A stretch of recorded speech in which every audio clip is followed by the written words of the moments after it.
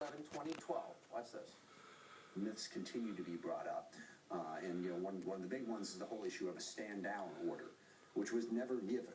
Some of these questions that have been repeatedly asked and answered were asked again in the wake of a campaign to promote a new book. Both the House and Senate Intelligence Committees interviewed these three contractors, their supervisor, and others on the ground, and concluded that there was no improper stand-down order.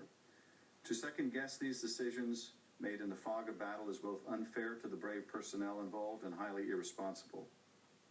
Now, those comments made by two liberal House members, Congressman Adam Smith and Congressman Adam Schiff, sparked outrage from members of the Benghazi security team who challenged the congressman to a debate. Let's take a look. We can talk about it. We can discuss it. He wants to see and say that to my face. We can talk about it and talk about everything. It's difficult for me because you're calling a Ranger, a SEAL, and 3 Marines liars. Now, earlier I sat down with two members of the Benghazi Annex security team, Mark Geist and Chris Peranto. They're the co-authors of the new book, 13 Hours, the inside account of what really happened in Benghazi, as well as the only lawmaker man enough to accept their invitation, and that's Washington Congressman Adam Smith. Take a look. Welcome, all of you. Congressman, I'm glad you're here. You say there was no stand-down order given? These are the two guys, and Chris, maybe I'll start with you. Was a stand-down order given to you, Chris? The stand-down order was given to John Teagan. I was told to wait twice. The semantics and the words that we're playing with here are ridiculous. The order was given. It cost lives.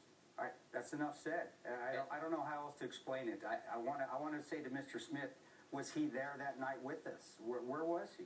Because that's what happened. We're telling you what happened on the ground. Congressman Adam Schiff, said it was unfair and irresponsible of these men. Now, I've interviewed them a number of times, and they tell a story where they got dressed, they heard the communications going on at the consulate, and they were told to stand down. Those words were actually used, and then after 25 minutes, they really risked their career, and they disobeyed an order, and they went, and they ended up saving 25 lives. You were part of that press conference. What do you say to them? Well, first of all, the reference that I made to was to the folks in Tripoli. I was making no reference whatsoever to the annex in Benghazi. There's two stand-down orders that are out there. One was for the special operations team that was in Tripoli. Why did he say there was no stand-down orders? He didn't differentiate. Benghazi. A second was considering going. Some of the special ops guys wanted to go, and they were told not to. They were told not to because they felt that they needed to secure the situation in Tripoli. That is what I was referring to. Those people were not told to stand down. Who was the person in that press conference? I want to clarify one thing. In that press conference, though, I don't know if it was you or the other congressman mentioned, they're only doing it to sell a book. Was that you? Yeah, no, that was not me. That was not you. I wouldn't say that. I wouldn't say that at all. Second, as I understand, what happened in the annex is unquestionably the guy who was in charge, who I believe you refer to in your book as Bob, the deputy chief of mission, said you wanted to go. He was in charge of the compound. He said, no, don't go. Now, the why of that decision, it seems to me, maybe you gentlemen can correct me, it seems to me that what Bob was deciding in that situation wasn't, no, under no circumstances do we want to help these people. He was making a command judgment call as to what was the highest risk. Now, he may well have been wrong. And you gentlemen make, I think, a very good argument for that. But the argument that he said, nope, we're just not helping them, he was making a judgment call about what the best thing to do was there. And the second issue has come up. The second thing, I'm sorry, just one other thing that I got to bring up, and that is the implication that the stand-down order came from D.C. That was investigated and clearly proven not to be the case. The gentleman in question, Bob, the deputy chief of mission, was the one who told these gentlemen not to go. They never said otherwise. They never. But you were okay. Congressman Smith. I'm not saying they did say otherwise. I'm talking about things that others have said. What's not just these two gentlemen. In the press conference, this is important, and I'm going to let these guys speak. In the press conference, their character was personally attacked. The press conference you were a part of. Not by me. I didn't say by you. Not by me. But you were there. In that press conference, you were there when they were the House a lot. When they were called irresponsible and unfair, and that it was suggested they only did this for the book. But I'll give these guys a chance to respond. Chris? Hey, Mark, Congressman Smith, this is Mark. The thing that upset us is, and if you're guilty by association by standing next to Congressman Schiff, then, that I apologize for that for you. But he attacked us. We're not the enemy. we're the ones that saved 5 American lives at the consulate because we left when we did. We saved another 25 lives at the annex. We can debate all day long whether or not the order, why it was given or why it wasn't, or why he held it back. We can debate that, but the fact is the facts are the facts. We were there. No other congressman was there that I saw of, and we made the decision to go, and we saved the lives. But people are out there saying that we are lying. On national television, they're accusing us of lying for that's the book. what was said. This book was written. This book was written for the lives of the story that wasn't being told, and to represent the lives of the individuals that died. Chris? I want to give you, go ahead, I Chris. totally agree with Mark. Yep, I agree with Mark. And the context of what it was said, it was directed at us. Because there was a mention of the book and the myths of the book. It was directed at us. And that's, honestly, that's inexcusable. So to say that we're calling us liars, or to, and it doesn't matter if it's by you, then the congressman should have stood up and said, you know what, that was incorrect, that shouldn't have been said. And it didn't happen. So here we are on TV talking to you, saying this is wrong, it's wrong, you shouldn't have said it.